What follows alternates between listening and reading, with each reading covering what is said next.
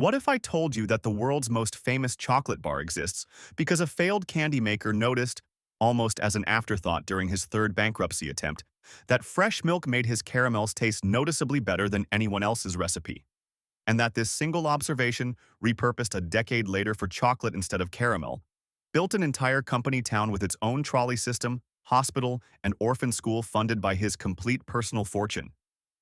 That the candy bar found in every gas station checkout line in America was invented not by Hershey's own chocolatier, but by a former Hershey employee who started his own competing business in his basement. With Hershey's own blessing and Hershey's own milk chocolate supply? Milton Hershey was born in 1857 on a fieldstone farm near Dairy Church, Pennsylvania, to a Mennonite family that spoke Pennsylvania Dutch at home. He dropped out of school at 14 after attending 7 different schools as his family moved repeatedly, and apprenticed instead with a Lancaster confectioner named Joseph Royer, where he discovered he far preferred candy making to the printing trade he'd briefly tried and been fired from for throwing his employer's hat into the press. What followed was a string of failures remarkable even by the standards of eventual business legends. Hershey opened a confectionery shop in Philadelphia at 19 using borrowed money. It failed. He traveled to Denver, then New Orleans, then Chicago chasing opportunities. All failed. He settled briefly in New York City in 1883, where, after defaulting on a payment, police confiscated his candy-making equipment outright. At 30 years old, he returned to Lancaster essentially bankrupt, and no relative would lend him money again.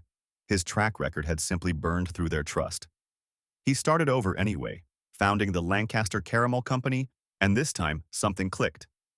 He discovered that using fresh milk in his caramel recipe produced a noticeably superior melt-in-your-mouth texture compared to competitors. The company grew to employ over 1,300 workers across 2 factories. After witnessing German chocolate processing machinery at the 1893 World's Columbian Exposition in Chicago, Hershey became fixated on a new ambition: making milk chocolate, at the time an expensive luxury good, affordable and available to ordinary people rather than the wealthy alone. He sold the Caramel Company in 1900 for $1 million and spent years developing what's still known internally as the Hershey process, a closely guarded method for using milk that wouldn't spoil during mass production.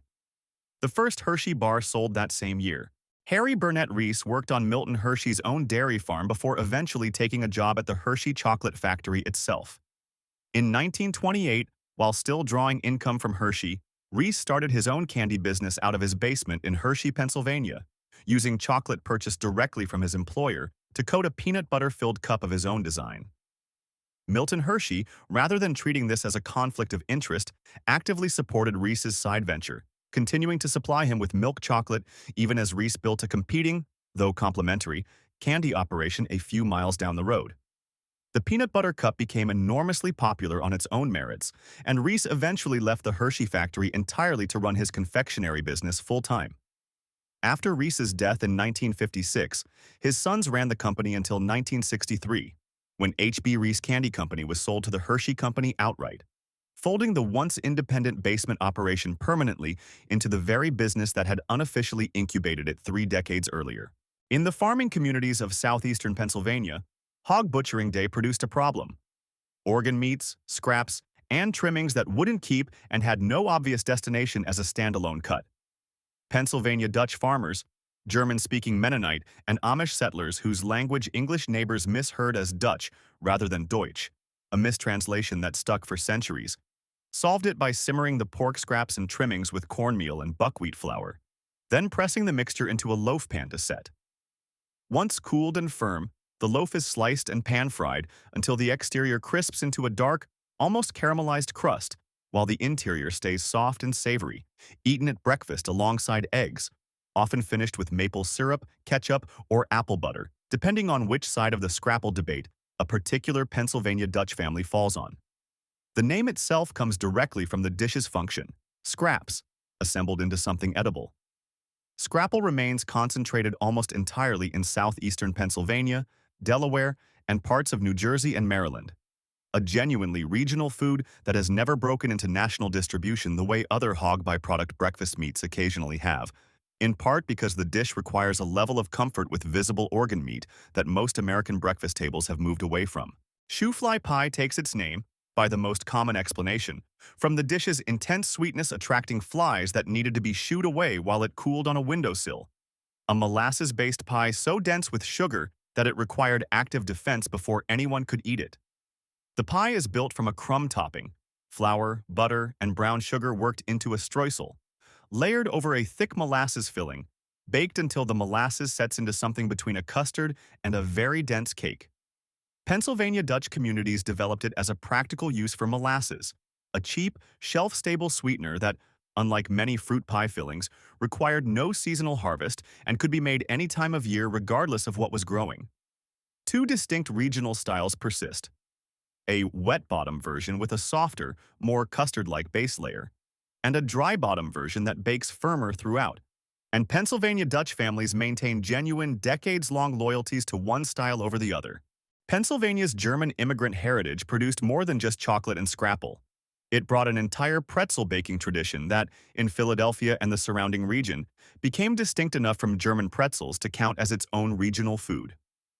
The Philadelphia soft pretzel is denser, chewier, and less uniformly shaped than a mall food court pretzel, traditionally twisted by hand, boiled briefly in a lye or baking soda solution to develop the characteristic dark, glossy crust, then baked and sold still warm from street carts and bakery windows across the city. It's eaten plain, with mustard or split and stuffed, a daily, inexpensive snack food deeply woven into Philadelphia's working-class food culture in the same register as the cheesesteak, just considerably less famous outside the state's own borders. Approximately 24% of the entire United States Amish population lives in Pennsylvania, concentrated particularly around Lancaster County, where the farmland and small-town markets built around Amish and Mennonite communities have shaped an entire regional cuisine built on the same principles that produce scrapple. Use everything, waste nothing, and rely on what a farm can actually produce rather than what a grocery store can ship in. Lancaster County's farmers markets sell chow chow, a pickled, sweet, and sour mixed vegetable relish built from whatever the garden produced at season's end, alongside whoopie pies, apple butter slow-cooked in copper kettles, and the same buckwheat and cornmeal traditions that built scrapple in the first place.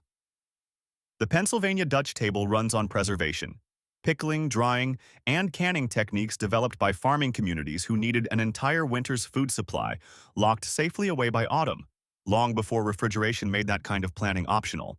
Pennsylvania Dutch communities, alongside Maine, which makes its own competing and equally fierce claim, are widely credited with the whoopie pie's origin. Two soft, cake-like chocolate cookies sandwiched around a thick, sweet vanilla cream filling, a dessert dense and rich enough that one is typically considered a full serving on its own. The dessert traces to farmhouse kitchens where bakers used leftover cake batter rather than letting it go to waste, dropping spoonfuls onto a sheet pan to bake into individual rounds rather than a full layered cake.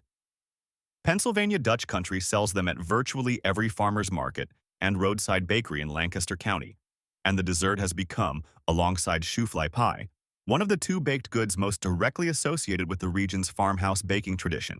Milton Hershey built more than a factory.